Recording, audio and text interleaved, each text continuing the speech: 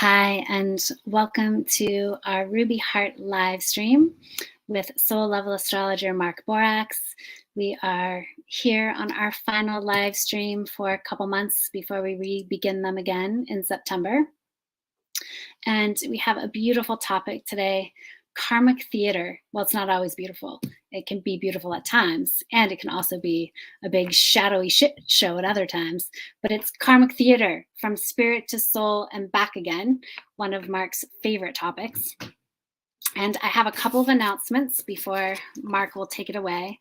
The first is continued gratitude.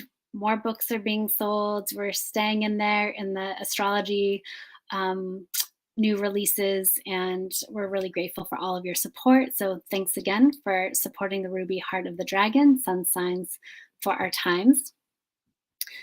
Secondly, there are still spots in our summer self-study program, and I just wanted to let folks know there's another way you can taste the program without committing to the full 2 semesters in the next 2 months. And I'm going to drop a link in the chat.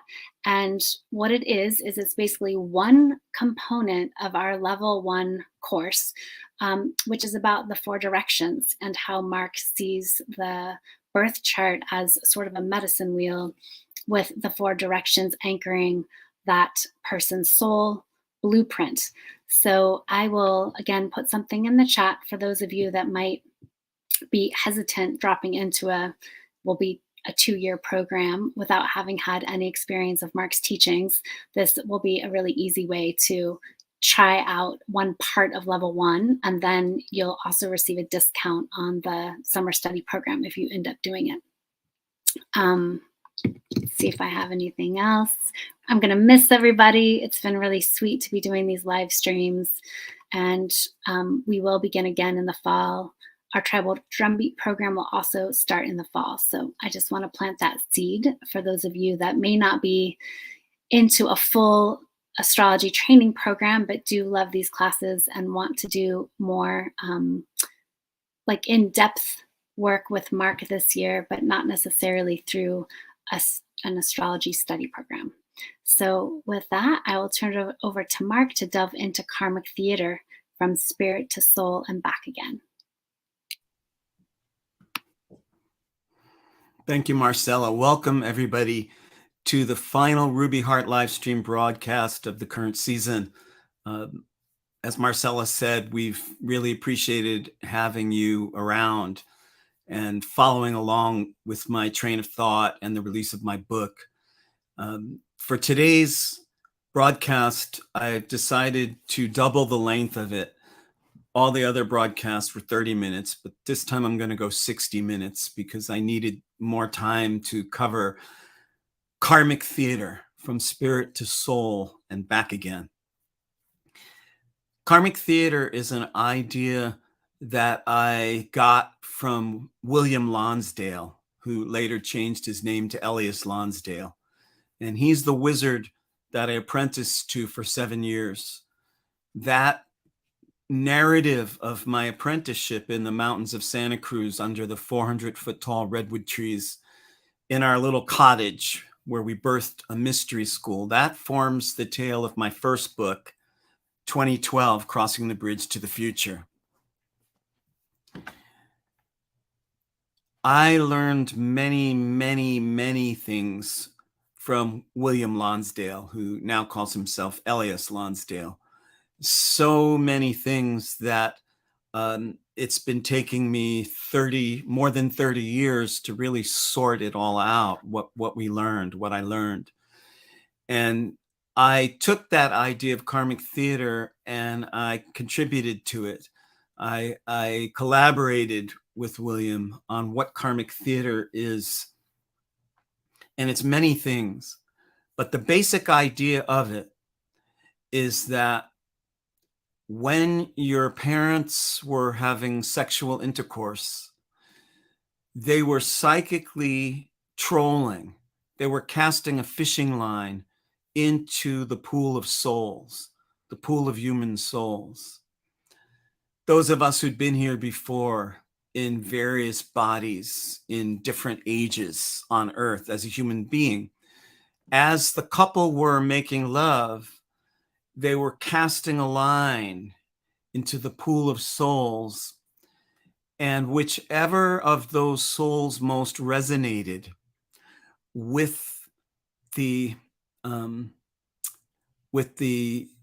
moment of those two people coming together sexually got snared, got hooked, and was drawn into conception.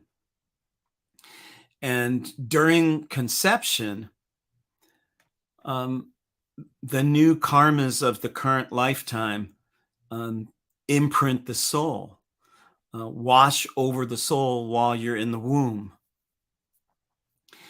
And when that karmic imprint is complete, you're born. It doesn't matter if you're a cesarean birth. It doesn't matter if you were born long before your due date or after your due date. When the karmic imprint in the freshly returning soul completes itself, you get born. At that moment, you've just gone through the most enormous and traumatic experience that a soul ever goes through, barring some outrageously tortuous forms of death. The most traumatic experience the human soul goes through is to be born. Why? Why is that so awesome and traumatic? Because as you're conceived and born,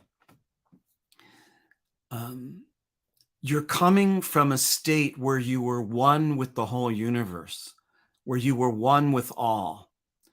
The disembodied state that your soul entered after it left the body of your former lifetime. You lived in that other life, the one just before this one, and then you died.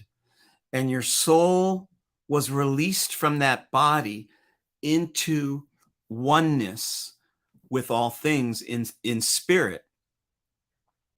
When your parents were making love, they were casting a fishing line into that pool of spirit, and it hooked you because your soul had the most resonance with their souls at that moment. And you got drawn into physicality, into conception, into your mother's womb. And once you're born, the universe has just had to compact all of you, because you're so much more than just your physical body. Your physical body is just one tiny portion of all that you are, but it's a very crucial portion. It's a very vital portion. Even though you are so much greater and more multidimensional than just your physical self, your physical self anchors that in the gross physical plane, what mystic tradition calls the gross physical plane, let's say, as compared to the subtle physical plane, like rainbows and auras and certain kinds of music and art.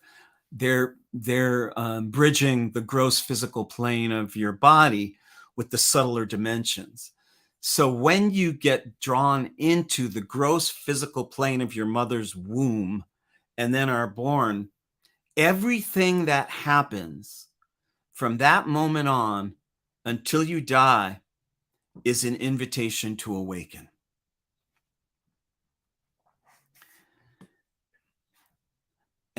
And so the invitation is to the invitation is to use everything that happens as a summons to fully show up. Hey, Marcella, can you stop that banner, please? Thank you. Everything that happens from birth until death becomes an invitation to awaken. Hey, Marcella, can you please stop that banner from rolling? Can't hear you.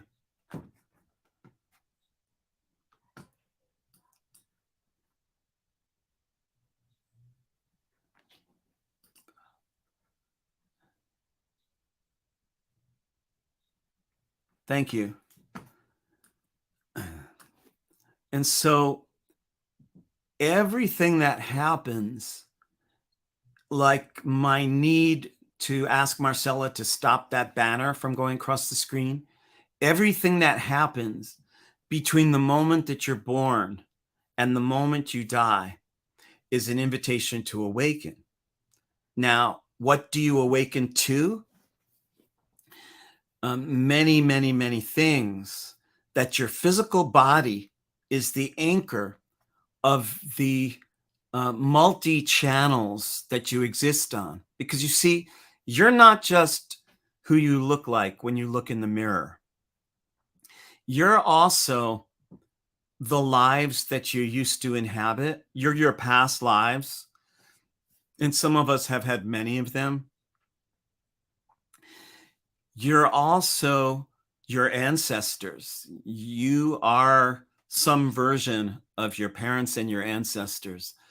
And you're also one of everybody. Everybody at the same time who are alive right now has a similar organic composition, like a giant amoeba, like a human amoeba.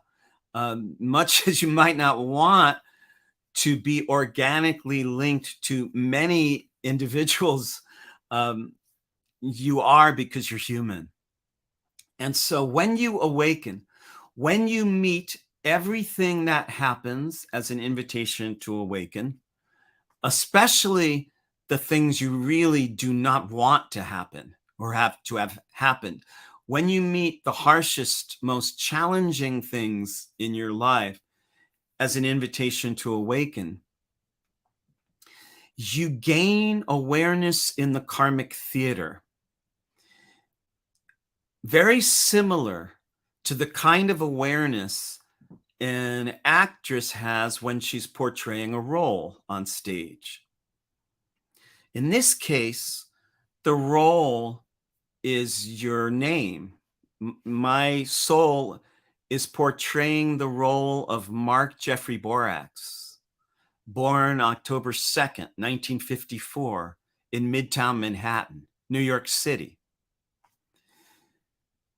for the duration of one run of one show in the great Karmic Theatre. My soul chose the role of Mark Borax. When you meet everything that happens as an invitation to awaken, especially the harshest, most challenging things, you gain a similar awareness that an actor gains when he chooses to portray a role on stage. In other words, there's this Mark Borax character, the one you're looking at, this guy, right? I have silvery hair and I have a beard, and today I'm wearing a shirt I got in Hawaii, and the air is blowing on a sweet breeze from the Green Mountains of Vermont into my office, and I'm talking with all of you. That Mark Borax is a role that my soul, which has been here before, chose and also was chosen to portray for the duration of a single human lifetime. What does that mean? Well, it leads to a lot of very interesting and powerful insights.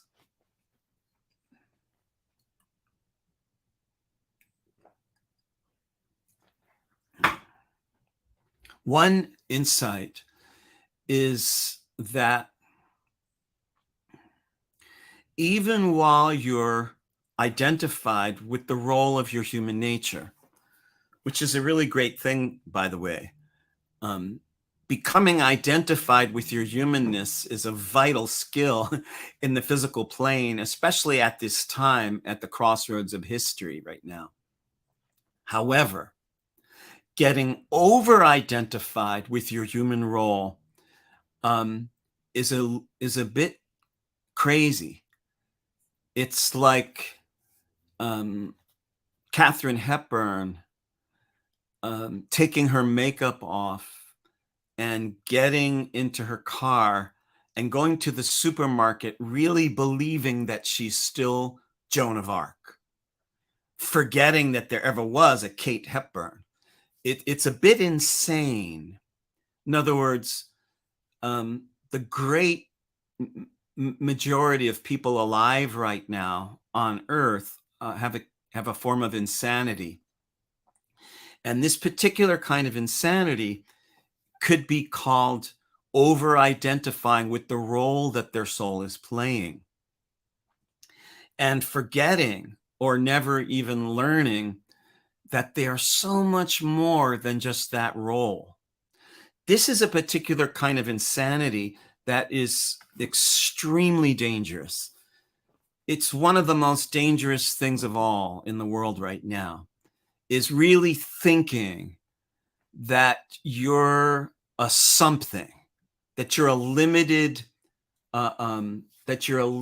persona, a limited being, that all you are is Mark Borax or Jane Smith or Geraldo Rivera or whoever you might be.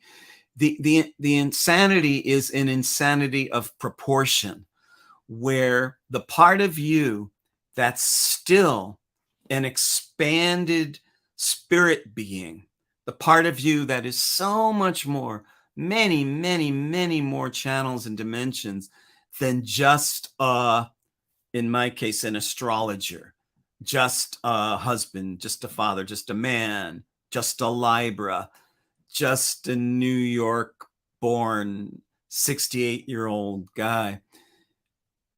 When you awaken in the Karmic Theatre with the similar kind of awareness that an actress or an actor has when they choose to play their role, then you can really create a meaningful, convincing portrayal, but without the insanity of getting over-identified with it. Katharine Hepburn plays Joan of Arc. It's a sold-out theater run. She takes her makeup off in the green room. She goes to her car. She starts talking to her friends, and she's totally Katharine Hepburn again. She's leaving Joan of Arc temporarily, though it's becoming a small part of who she is from then on. So, in other words, when you learn how to fully portray the role that your soul showed up for without getting trapped in it, you gain a magical, multidimensional awareness, very similar to the kind that erupted out over the world in the 1960s. This is one of the main things of the 1960s, though I don't know if anyone called it Karmic Theatre at that time. It was one of the main things, which is don't trap me into your box of thought. I am so much more than your box. You know, millions of incidents and situations had to do with breaking out of the box, breaking out of your own box, your own limits, breaking out of other people's boxes, breaking out of political boxes, musical boxes. Just look at the enormous range of even pop music that came out in the 1960s is staggering. And how since then it's all been shut down as much as possible, though it's also starting to break out again. So when you wake up in the midst of your life, at any point during any incident, whether things are going really sweet for you or things really suck, at any moment during the course of your whole life, when you wake up to the memory that you were free, that you were one with spirit, that you came back from spirit into the soul of humankind. You came back from the oneness of all things, communing in an ethereal state of, I would say bliss, but there really isn't any bliss in spirit because there's no torment. There's just everything. When you come back from everything into something, for the purpose of playing a role for the duration of one lifetime only in the Karmic Theatre, now you can gain an advanced skill of working with duality, the way an actress works with a role, making duality work for you rather than against you, rather than mashing you up. The way duality works against you and mashes us all up is when hyperpolarization strikes and we fall once again for the fable that somebody somewhere out there on earth are the chosen few and that somebody else is the devil. When you get mashed up by hyperpolarization, that's when duality works against you. But the way that duality works for you is when you gain the ability to inhabit your role fully, magically, completely, with feeling, with presence, but are no longer trapped in it, because even while you're playing that role, you're aware that you're so much more than just that role, that role, that your current humanness is the ambassador that your greater nature sent down to earth to get a few things done and to awaken to the great love that you're made of, the love that you came from, the love that you're carrying, and the love that you'll one day depart from when the work and play of this particular incarnation is through. You won't always be in the role of your current nature. I won't always be portraying Mark Borax here in the Karmic Theatre. I've played other roles previous to this, some of which I'm aware of, some of which I'm all too much incredibly painfully aware of. So my soul, even at the point where it incarnated into the current lifetime, was already experienced, was already knowledgeable and ancient, had learned many, many things from life to life to life. So children are not born as the blank slates that flat psychiatry and psychology thinks that they are.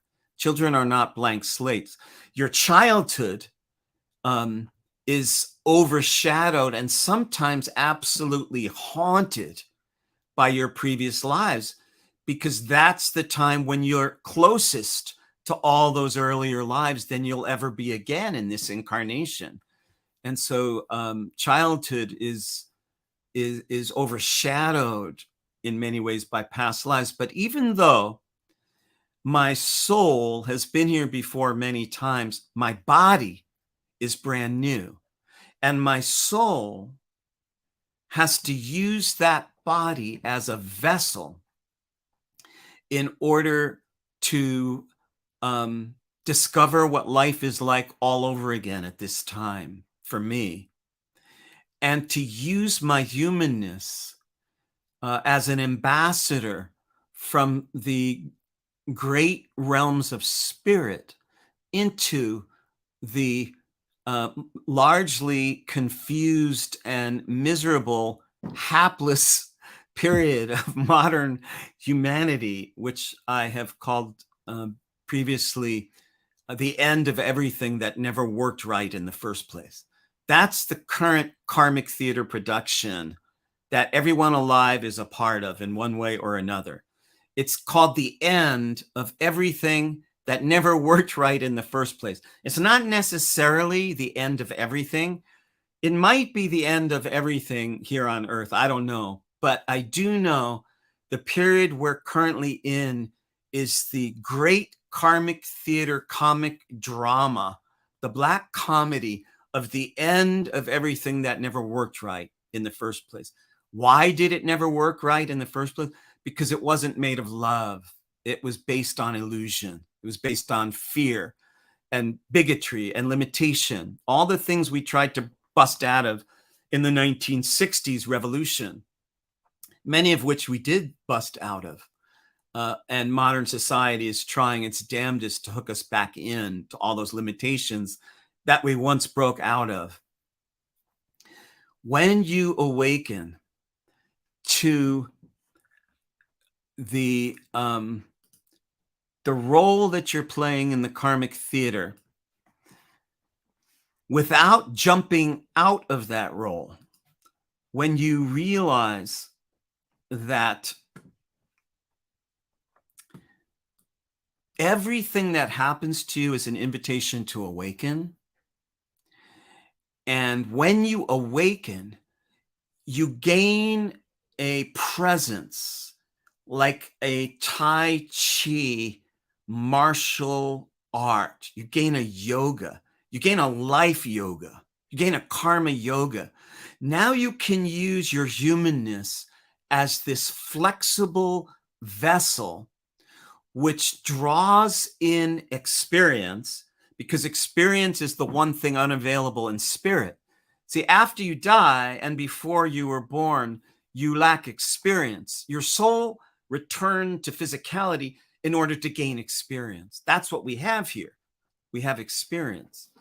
And when you awaken in the midst of some karmic theater moment on the karmic roller coaster of life, whether it's a high moment or a low moment, when you awaken to the fact that your unlimited cosmic nature is portraying this role that has tremendous value, because it's through your humanness that your higher love can get injected into the physical plane. Your humanness, no matter how incomplete, no matter how damaged, no matter how broken, no matter how wounded, no matter even sometimes maybe how suicidal. It's your humanness that your soul took as a vessel to inject its massive cosmic love force into the physical plane.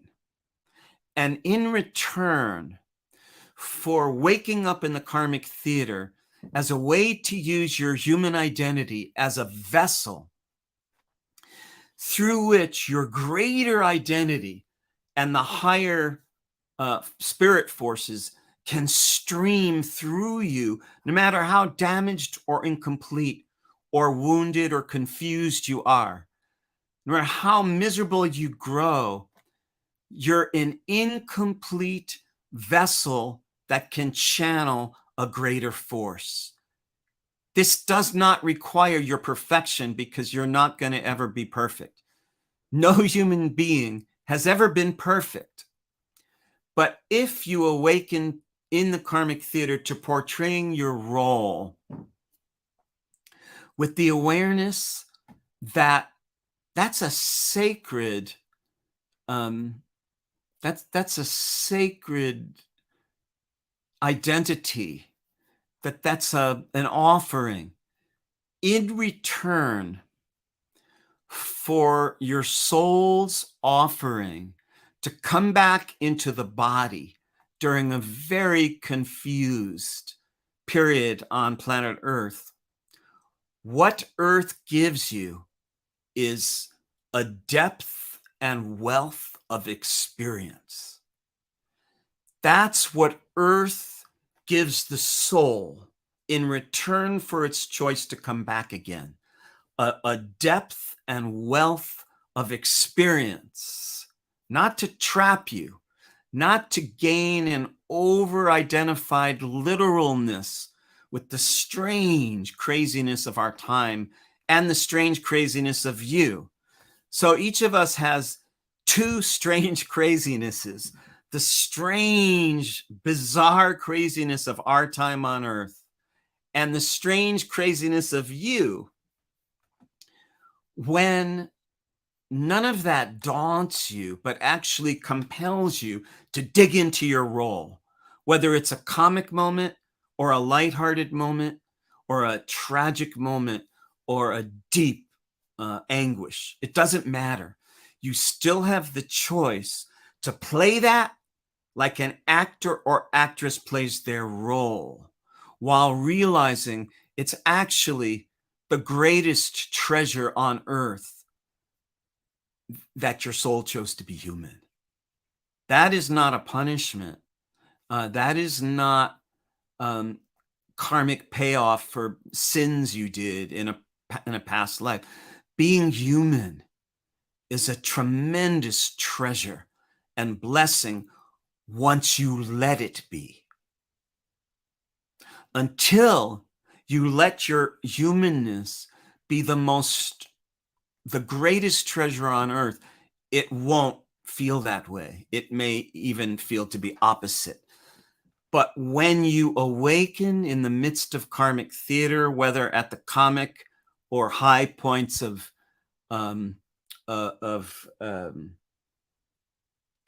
success, like right now, I'm in one of the highest points of my current karmic roller coaster success, because I just released a book that's taken all my life to write. I poured all my artistry, all my astrology, all my poetry into carving out the ruby heart of the dragon, this whole idea I came up with, sun signs for our times. So Mark Borax is in the karmic theater on stage right now, experiencing a very high point of reaping after many, many decades of sowing. And at this moment, even while my very human identity, Mark Jeffrey Borax, is enjoying going on many podcasts with interviewers asking me about my book and monitoring the sales, the worldwide sales of my audio book, my ebook, and my print book. And even while I'm rereading the thing over and over, because I'm still trying to understand what it means, just because that book came through me doesn't mean I fully understand it yet. I do not.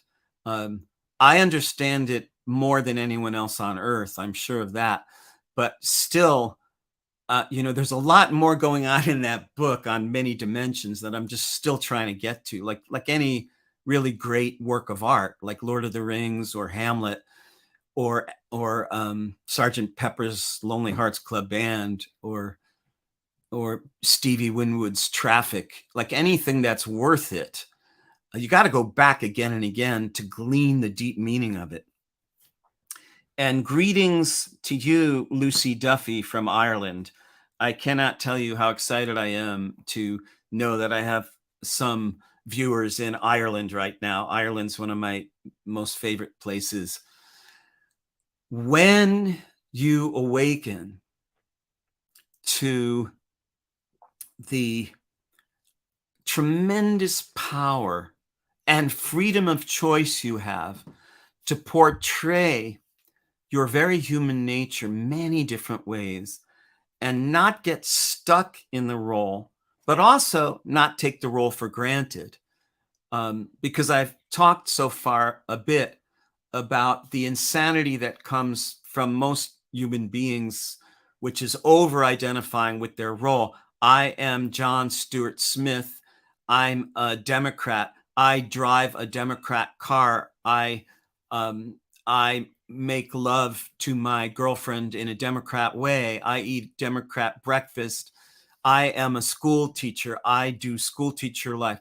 This crazy insanity that any human being could only just be a this or a that. I've been doing soul level astrology readings for, I don't know, going on 40 years. And every single human being is infinitely more than even they realize and than you or I could realize. In my chart work, I just scratched the surface of all the dimensions that you're made of. When you bust out of that, you gain a freedom of choice, but you also need to be aware of the opposite mistake, which is not taking your human self to heart, not taking it seriously enough, pissing away another incarnation instead of climbing in and inhabiting it, which I have to do now. I have to turn off my timer because I'm cooking ribs in the kitchen. I'll be right back.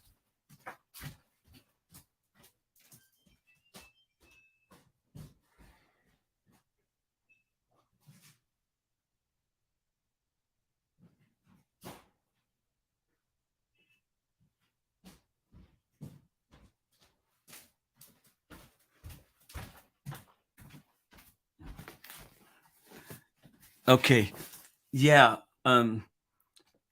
The opposite error, besides what I think is the more common one, which is taking your role too seriously in the karmic theater, is not taking it seriously enough, not taking it to heart, not caring enough to pay attention to gain the lessons your soul showed up for, and to anchor yourself in a meaningful enough experience, in a meaningful enough life that's your life, that's not you copping out and living somebody else's life, but your life, following your love, learning your life art.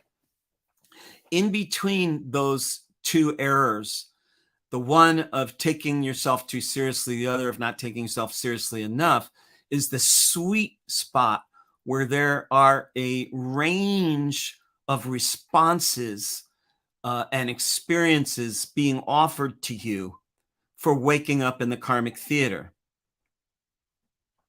Now,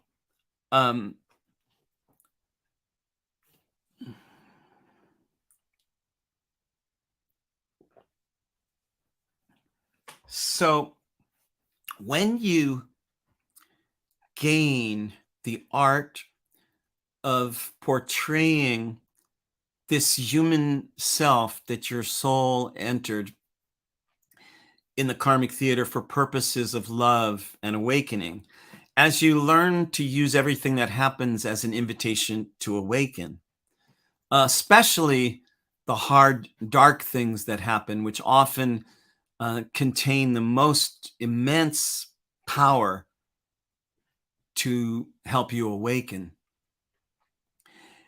you gain a presence where your physical nature, like a Tai Chi or like a soul yoga, you learn to inhabit the fullness of your humanity, your body, your breath. You learn to take deep, full breaths. And somebody once gave me a real simple, powerful way to use the breath, to align with the breath, that your inhale is a Brahma breath, where you inhale the creation, the creator. So your inhale is creating new life and new energy inside you. When you hold your breath, you're holding the Vishnu breath, the breath of the preserver. Vishnu takes what Brahma just created and stabilizes it. And when you release the breath, you exhale a Shiva breath, the destroyer, the transformer, so that new energy, that new moment, that new breath, that new story that Brahma created and Vishnu stabilized, Shiva releases so that a whole new Brahma breath can come in.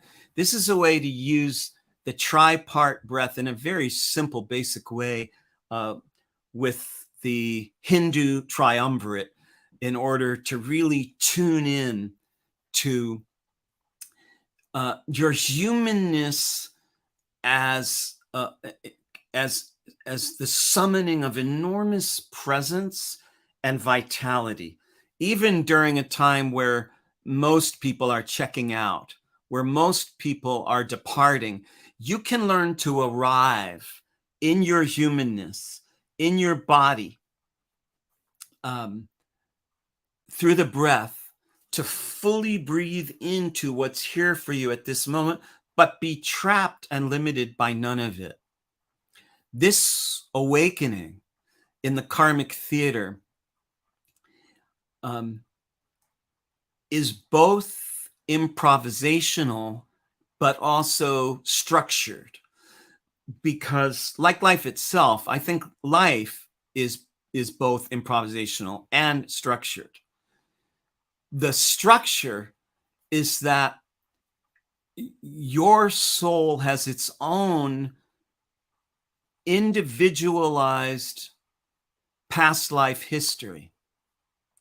Whenever your soul first broke off the group soul of human beings and entered its first human life, whenever that was, Lemuria, Atlantis, India, Chicago, whenever your soul first departed spirit and temporarily entered the Karmic Theatre for the duration of your very first human life, and then it died, and then it went back to spirit, and then time passed, and then when another couple was making love that your soul resonated with, it came back again in your second human life. It lived that life. It died out of that life. It returned back to spirit, and it came back. You and I and everyone have our own unique arc of reincarnation from beginning to end, including your current incarnation. Because it's likely that your current incarnation won't be your final human life. And you already have future lives once you unbind time, once you get out of the most severe limitation of all of modern time is time itself.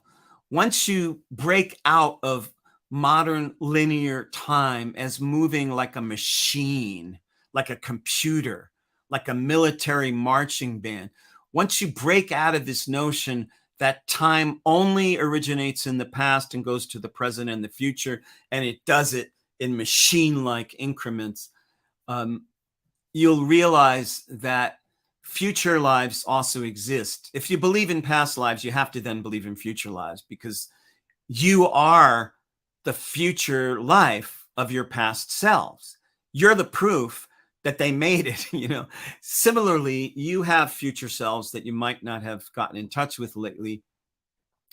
When you unbind time, the karmic theater expands multidimensionally like the best science fiction movie, like the best fantasy-oriented science fiction movie, because you realize that you can gain communication with your previous selves.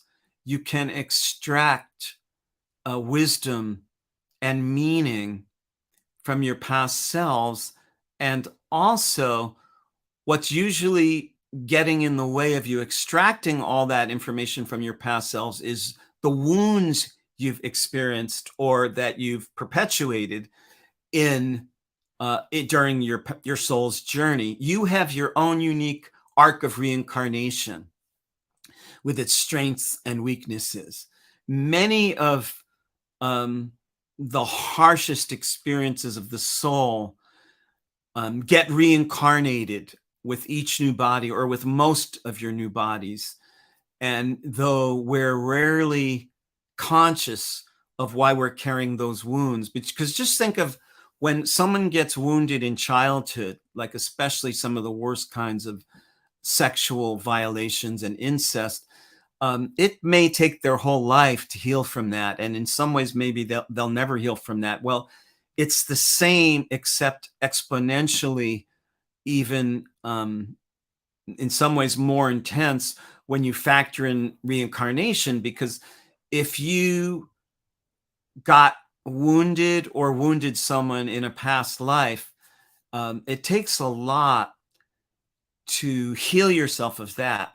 And the way karma works, paradoxically, is that it's almost impossible to heal yourself of the things that went wrong in past lives without them going wrong again in your current life in some variation of the theme. This is the great summoning of karma. Your karma produces a new rerun of an old dysfunction in order to awaken you in the midst of the rerun to recognizing there's a lot more freedom of choice than you ever thought before, when you were just haunted by the rerun, when you were when you were hounded by the shadow, when you arrive in your shadow. And this is also karmic theater, because actors learn how to harness their darkness. In my theater training at the University of Connecticut theater department in 1978, I had to portray the role of a guy who rapes and kills this woman that he meets. And boy, did I have to go deep into my karmic past, because I had a life like that. And I had to draw from that in the karmic theater. In the karmic theater of life, which Shakespeare used to address the karmic theater, all the world's a stage and the men and women but players. There's a lot of karmic theatering going on. In Hamlet, the mousetrap used to trap the killer of his father, and so forth. When you awaken to the multi-dimensional magic of even being wounded, of even being hurt, of even feeling self-judging, that's a sign that some old unresolved karmic pattern from past lives has come back again. And if you awaken in the midst of the shadow to the possibility contained within the rerun, to the miracle buried in the misery. I talk about this a lot, by the way, in the Capricorn chapter of the Ruby Heart of the Dragon. This is really pure Capricorn that I'm talking about. When in the midst of the recreation of the hard, dark karma that has haunted your soul from life to life, and maybe haunted your parents and your ancestors from life to life, and maybe haunted your loved ones and peers and friends from life to life, when you awaken in the midst of the shadow to realize that there is an invitation to gain freedom of choice in the very places where you have seemed to have none, where you've seemed to be cursed, seemed to be caught, stuck, and punished, all of a sudden, you begin to turn karma into grace. You gain a moment on the stage of your life where you fully show up and you harness the darkness, you harness the brokenness, you harness the wound, and begin transforming it into love by caring enough about life and earth and your own existence in that moment to gain the tremendous love that earth has for your soul. In return for your soul having chosen to come back again, earth offers you a depth and wealth of experience. And when you dig into that experience, not just at times of torment and anguish, also at times of bliss and ecstasy, and at everything in between, when you show up in the midst of the karmic theater, whether the rerun of the pattern is agonizing or ecstasizing, you release the darkness. You learn the unlearned lessons of your reincarnational journey. You complete the incomplete initiations that your soul and probably your ancestors have gotten caught in life to life to life. You self-initiate by caring so much about being true to yourself in whichever way feels most authentic to you in the karmic theater.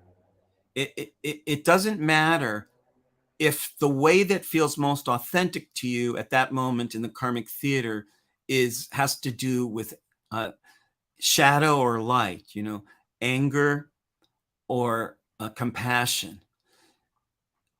If you're playing your anger because it's in your human authentic truth to be angry at that moment, then you're not being asked to get rid of your anger, nor to be totally overruled by your anger, and certainly not to suppress your anger.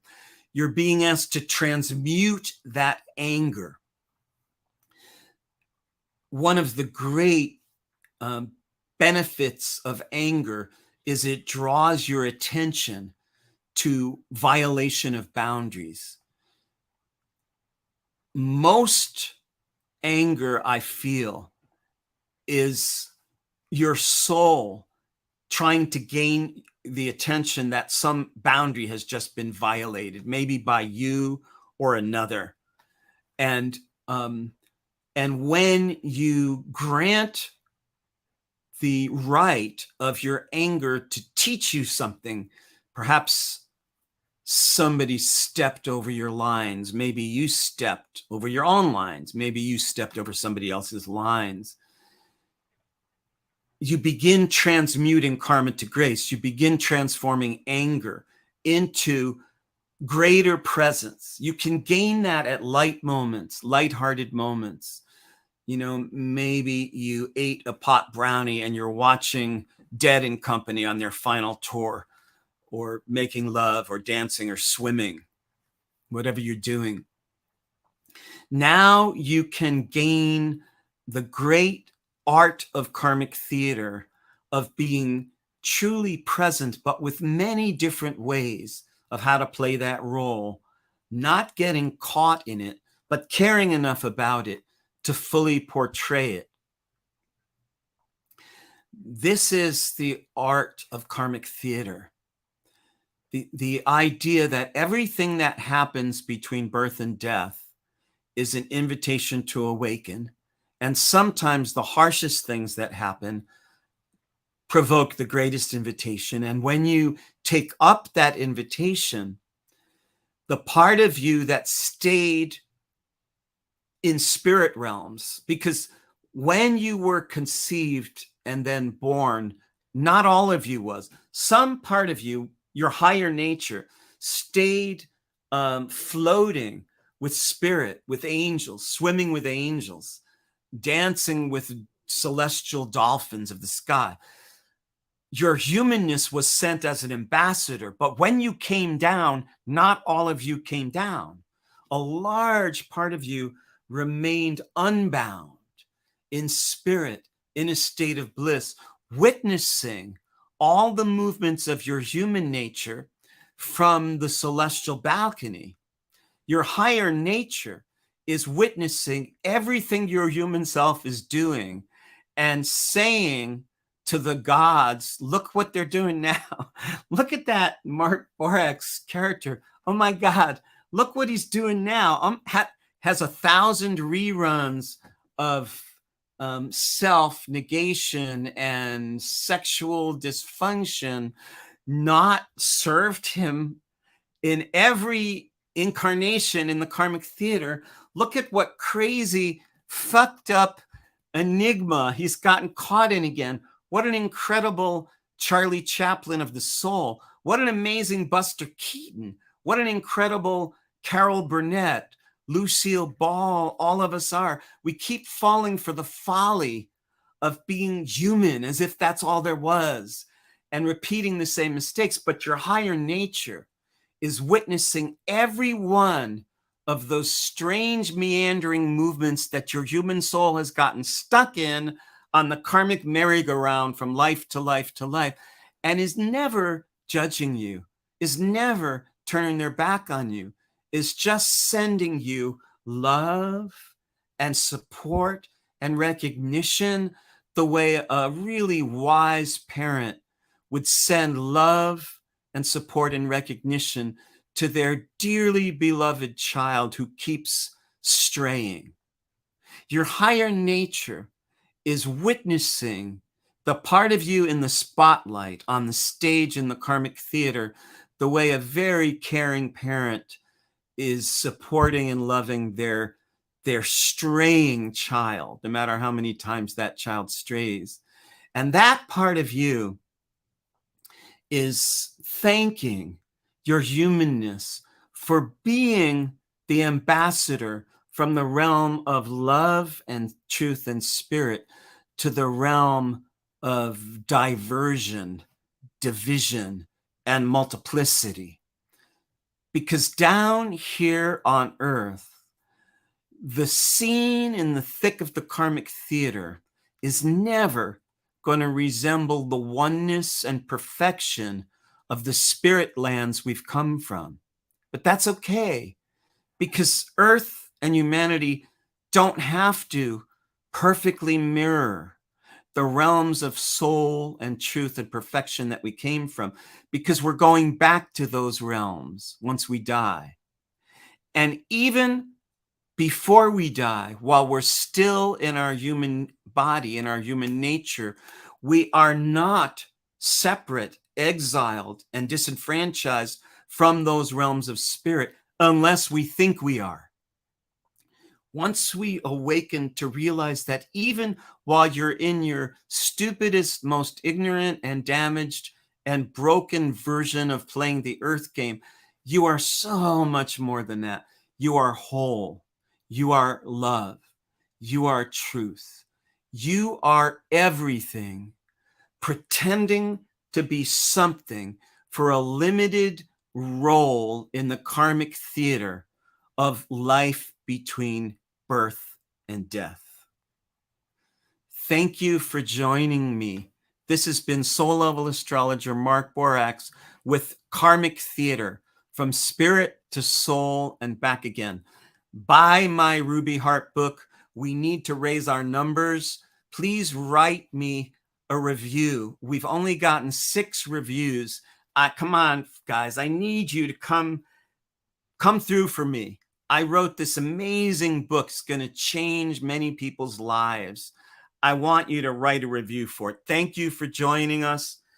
I thank Marcella Eversole, my beautiful Taurus Ox wife and partner in crime as spiritual outlaws in the Karmic Theatre.